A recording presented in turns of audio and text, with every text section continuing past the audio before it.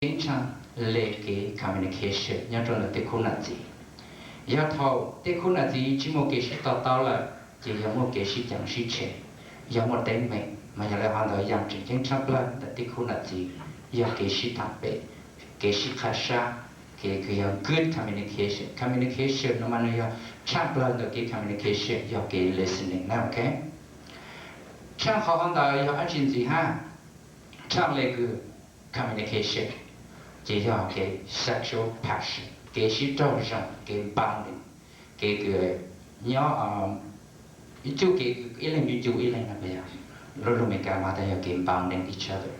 Tapi yang jauh ada, tapi tak popo yang jauh li apa ya, yang jauh li ilu li là mà chỉ một cái bonding là ya. Mà giờ họ đã thâu cái tàu cá cái ilu li họ thâu là na, long lo pu, you anh chỉ mua lại cái couple week. A few weeks, baby bonding, husband bonding, bất thì nhà tôi có gì, chính có đạo bây giờ. Giờ là họ có biết điều chụp bao hết à. Giờ yêu một cái communication nó rong là chủ cái lưu trữ tài. Giờ yêu họ từ một cái sự trao rong cũng có sự chỉ một cái communication là trữ tài. Giờ chủ động một cái good communication, hay một cái bonding, all in một cái sự trao rong. Mà giờ là hoàn toàn có bên một họ không được cả, chỉ mong sẽ yêu mong được chẳng gì. Definition, the two how good communication, giao cái teaching each other, giao cái learning from each other. Mấy anh lên là bây giờ ilen khai ilen cất từ ilen mà ta cú mà cú nhà lên nó cái này là chẳng ai teaching how learning from each other. Còn đây giao cái communication. Chỉ ta lại hoàn toàn giao cái mấy anh lên your express. Make her physical, have her emotional need, have the feeling for each other. Cái chúng ta là một cái bao hạt có khả need rồi chả, có khả need rồi chả.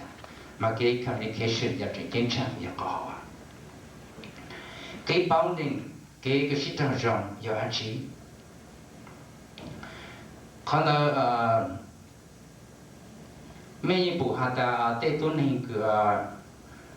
chỉ tao chỉ vô là như nhau kì, bây bữa đấy lo là bao nhiêu nhau kì, mà giờ họ cái bao nhiêu nó bên trong trong hạt vang chữ chỉ bố trợ cho là gì, thì cũng là gì vang chữ chỉ có ăn rồi, hạt ở tu chỉ ở có ý,有共杀共治共爱共德共度处度类，看到有点bao nhiêu, mà giờ看到这有这点强 ，OK， cái bên trong hạt要bị lấy trang cái cho cái tim mong, tiếp theo cho trong tê. Cái bộ trẻ mà yếu thì thuộc bộ bu có bao có chỉ số tới chừng bao, giờ bị anh chị nương chỉ học cái communication, ta chỉ học cái bonding. Mà giờ là anh tôi có bên dùng trong hạt tại cái bonding thì nó nương trực tiếp cần học cho cái thế này thì ha, ok. Mà giờ là anh tôi những cái văn học cũ cứ nhớ cho hồ Ephesos đó là hạt tại thuộc bộ bu yếu chủ submit là yếu một lô cái nào là submission. Yếu chủ nông tôi có giải lưu cơ sở cần chữ cú mua hạt tài perfect submission nè có cái yếu như mua tăng cho ít bộ chế dạng là yếu có perfect submission tại yếu anh chị có definition cần the perfect submission là cú mua yếu hạt tài you give là yếu có mua tăng cho có lúc mind, có lúc soul, có lúc body, có cho resource. Mỗi lần cho có the education, so yeah, surrender and give it to your husband. Còn đây họ cái tôi có bu cho tao submission, hoặc là submit cho tôi có ya. Cái số sáng tại có chính chỉ có yếu chỉ bu để họ tên đời họ mới ăn này, có mỗi ý của trái thằng họ tôi có xin ok. Họ tôi có ya nhớ trong đây nó cũ nữa là tôi coi ra vô trụ lâu tôi có bu ý dạng này lâu này lúc gì vì ta tôi có bu do tôi coi ra thực tạng mà giờ là hắn ta tôi coi ra vô trụ lâu tôi có bu ý dạng này lâu này lúc gì sai hắn ta bé lúc gì này bé từ nhiều trái nhiều con mấy ai cho xin lỗi nhưng mà bố chỉ nhau bé mua bé tôi có bu chế đâu giờ là hắn ta có bên dùng trong hạt ta tôi bây giờ lúc đó họ tôi có bu do lục lại tôi còn giờ thực tạng này bây giờ ta chỉ cũng mất ra đấy giờ lúc lại nó chuyện cái hàng đó lúc lại nó giờ tụi nhẹ cho sáng hát sai cho sáng tôi cho lúc chế sao lại cho sáng đó tôi có bu giờ tôi cứ lúc thế khe tôi vang tê chế tụi mình nhỏ tôi có giờ tê khó luôn tôi vang tụi chế ít bút chế dạng tàn trở thế khe giờ tê cái tin nên trang tê phong tê dạng tàn trở giờ lại cho sáng cái nó mới nhẹ tôi muốn cho lúc chế sao lại học tê giờ tôi có bu rồi là lúc lại cứ nhẹ cho sáng đó không là gì đó sao lại mua tạm bể sao mua luôn bể xong giờ là họ bây giờ chủ respect là tôi có bu giờ chủ phụ luôn tao học giờ chủ phụ lúc lại cứ nhẹ cho sáng đó giờ thầu có biết bó hay ta ở tôi nó chính bảo lên rằng là có biết chỉ sao nhỏ thầu có biết được nhỏ thì cũng là gì này có biết chỉ sao nhỏ ở trong lề mình cái luôn mình cả ta rong mình lo xì luôn nhỏ ok như là ở tiếp phong tì dưới luôn nhỏ ok xem nào cái sĩ ban thì người vang này chơi sư chỉ một kim bằng này chỉ một cái sĩ trang sống bây giờ khu là gì mà mấy ít xa mà nơi luôn nhỏ rong lề rong mình nơi chỉ bự còn ít lúc ra nơi nhà bự nhà lúc ra nhà bự nhà không chỉ một kim bằng này chỉ một cái sĩ thảo đấy chỉ một cái trong đó chuyện tế mong chuyện sao để dạy lễ rồi có số là ok mình nói sao hả ta tên đó nếu chỉ một tên mình đặt nó là ok tên đó ô tô tên mình lưu cho tên khu là gì si separate đó mà giờ lên đó có bé tôi yêu chủ chỉ sao nhỏ lấy cho rong mình có chỉ bé yêu chủ nhỏ lấy cái khó văn chỉ hả ta mấy giờ còn ilu chế còn ít từng chút đi còn ilu sa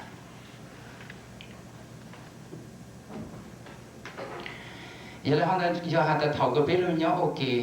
để bé cộng tàu illusion cộng tàu illusion cộng tàu ít chút bé là my soul bé yêu lên cha có bé báo họ ta mấy online lên từ thay giờ tôi cứ dùng mỗi tàu tôi cái lưu chăng là gì the deepest love cho các tôi lưu cho các tôi có các tôi có giờ it's only you. Only you that can give the deepest love to your loved one. Chỉ một lần tôi cái một tàu tôi cái lúc sang đời cho mẹ là mà giờ là hàng đời mẹ lên yêu chủ bố tôi cái lúc sang là yêu lên bố tôi lên còn biết chôn trong hạt ta tôi cái lâu nữa giờ hạt ta yêu lên lúc xưa ilan chilo yen chita ya to ko ya ma lu to ko pu ko ngole ko shi to ko pu chilo to ko ya yen chita yo chu ya all công ok cha là yo tàu to ke lo bây giờ đây yo to ai na nu cho ko ta shi ku chi ta rồi là xin na na yen chita mà shi yo ku yen dai en ta ju mo ở ku yen tong en ta ju mo tun tong an tu ko chen chita all yo chu tao lu công ok united to be respect each other. Ta chỉ cho ta bé sang có bé chỉ sống break khỏi hết rồi ta khỏi rong chắp lại giờ bé này có tập khai này ta giờ có ô lên nó là yêu chịu của sa ô lên nó là yêu chịu của sa nhưng chỉ một sáng đó xem ta ý chỉ tập khai của giờ có ô lên nó là yêu chịu của sa có ô lên lưu ý lên ship khai ý lên hạt dù họ hết rồi hết anh chuyện đó để có yêu ship bao anh ship bao thằng đó theo chỉ một cái tên mình such more conflict, okay? Mà giờ là hắn bé cái khu này gì bé yêu chủ tao khai lên hắn ta khó tiêu yêu khó gửi vào cho những một cái rong sa khó tiêu yêu khó gửi vào cho những một cái càng sa cái giàu sa là chỉ yêu cái feeling good cái satisfying cái happiness yêu cái khu này gì giờ hắn ta cũng chỉ bảo hắn ta cũng thôi anh nào cái happiness cái satisfy hắn chỉ lấy nên là chỉ bảo cũng lấy how can I meet her need? Mà giờ họ đã biết lên yêu chủ tao lộc khai lên hả ta mà chủ work meeting là còn nên được. Mà biết cái khu là gì yêu chủ một cái good communication. Khi sang khen chữ để lộc khai cho hả ta con sao gì cũng sao gì có sao tao gì cũng sao tao gì. Giờ biết là hả ta nó chỉ biết sẽ là một cái bonding together, okay?